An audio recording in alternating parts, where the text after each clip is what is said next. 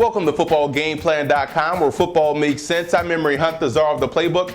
Bring you our Week 7 Arena Football League Wraparound, where we're going to take you around every game on a Week 7 slate in the Arena Football League. But first, let's break down the Cleveland Gladiators as they travel to San Jose to take on the SaberCats. Now, when you look at Cleveland in this matchup, the Gladiators right now, they're struggling on offense mightily. They can't put the ball in the end zone, partly due to the fact that they can't stay on the field. That third down percentage is atrocious. 33% they're converting on third downs. That has to get better. But there's a bright spot on this Gladiators football team, and it's their defense, especially linebacker Brian Burkowski has done a great job all season long, especially living in the backfield with 11 TFLs. They're going to need an outstanding effort from their defense to help supplement what they can't do offensively. Now let's look at San Jose in this game, and quiet as kept, no one wants to admit this, but they really miss Mark Grieve, the outstanding future Hall of Famer at quarterback. They miss his services, they miss his leadership, they actually miss his play.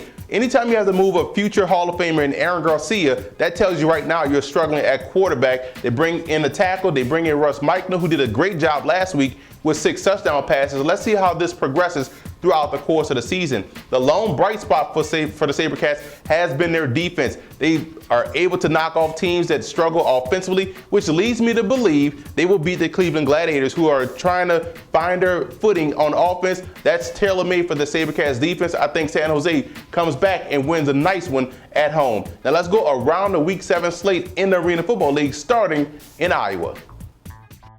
Iowa travels to San Antonio to take on the Talons, and when you look at the Barnstormers on defense, they've been playing some good football all year long, and defensive lineman Mike Lewis has been flat out balling. 3.5 sacks, putting his team in position to be successful. Now, they need that offense to be more consistent if they're going to try to make a push to make the playoffs. And when you look at the Talons in this game, you talk about a defensive effort. They've been putting up one each and every week. The problem is their offense can't get out of its own way. They got to become more consistent like Iowa in a sense to put up points on the board. They don't even have the capability to put up points in bunches. That's why I like Iowa to win this game. I think this one will be one of those classic shootouts. Look for both offenses to show up this week out there in San Antonio.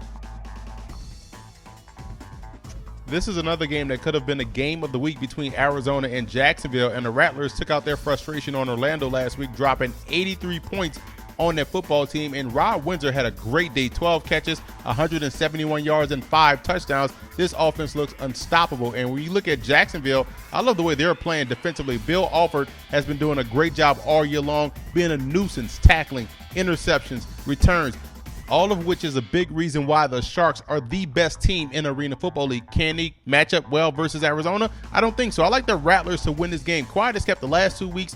Jacksonville has been in some close calls. They have to eke out some victories. I like Arizona to come in on the road and knock off the Sharks. Orlando travels to Pittsburgh to take on the Power. And when we talk about teams that have solid defensive play, and I know Orlando just got 83 put on them last week, but this team's defense has been in the ball game. The problem is their offense can't find any rhythm, and you see the theme throughout the course of this video. Teams are struggling offensively, and that's a huge no-no in the Arena Football League. And when you look at the Power, Mike Washington is having an outstanding campaign. He seems to be Jordan Jefferson's favorite target, and we see Jefferson had a nice little streak going with consecutive quarters without an interception. That's a huge asset to have if you're a young football team building. I like the Power to win this game. I can trust their offense more so than I can trust Orlando. Although this will be a close game, the Power will be victorious at home.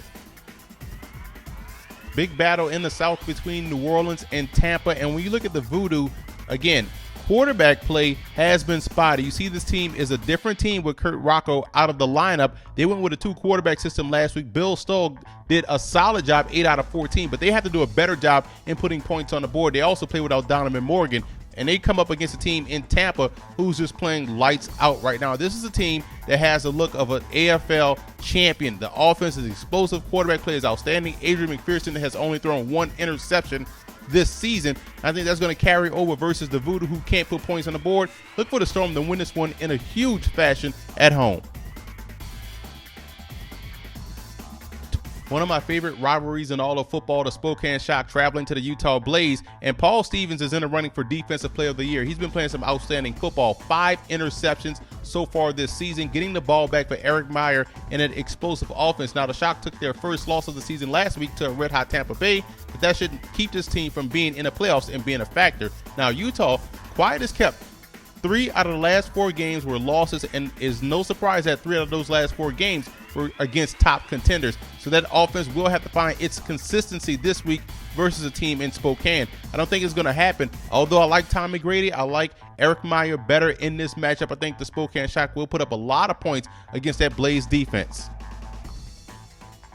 And finally, you have Philadelphia taking on Chicago. And when you look at Tiger Jones and the season he's had so far for the Philadelphia Soul, that's a big reason why this offense is one of the more dangerous offenses in the Arena Football League. Now, if they can put together a consistent effort, you see the common theme throughout this video: consistency, consistency, consistency. And when you look at Chicago, I like what I see out of Chase Kaufman. He's been doing a great job so far this year. Outstanding quarterback play coming out of Kansas State. Now, the biggest question is they're going to have is, can they protect up front? Because Philly can get pressure on a quarterback. I think they'll hold their own versus the Soul, and I think they will win this one at home. I like the rush to knock off Philly, which will probably be one of the more exciting games of the weekend.